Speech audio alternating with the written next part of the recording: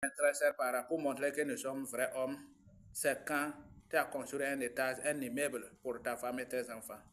C'est quand tu as pu acheter un véhicule V8 pour ta femme et tes enfants. Escolariser, soutenir, supporter.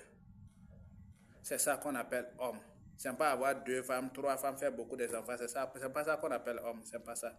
Ça, c'est montrer comment tu es inconscient, comment tu es désordonné, comment tu es désorganisé, comment tu es méchant. Parce qu'il y en a qui marient deuxième femme. S'il a deux, trois femmes, c'est une femme qu'il choisit pour aimer et ses enfants. Le reste de ses enfants sont devenus ses pires ennemis. Cela veut dire que ce sont ses enfants qui l'ont écrit de les mettre au monde, mes très chers parents. On ne peut pas être égoïste comme ça. Et on ne peut pas être ingrat comme ça. Chaque chose a un débit.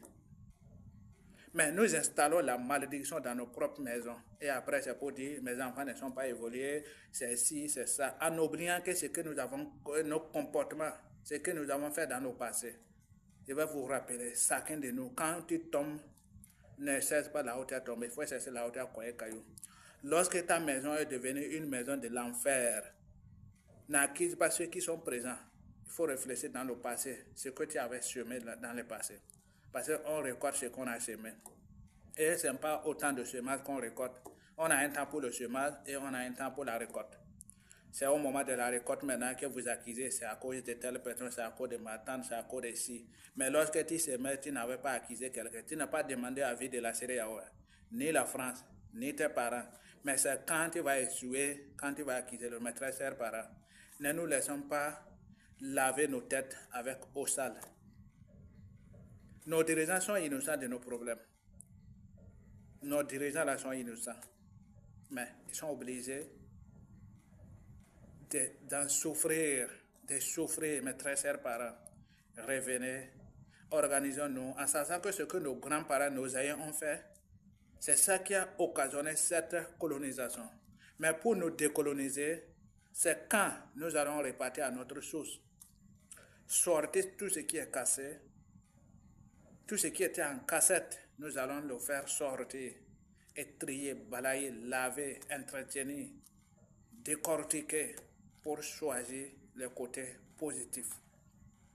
Sinon, si l'enfant d'un cultivateur va fuir pour aller travailler sur un autre cultivateur pour prendre un moyen roulant, vous voyez comment ça fait mal.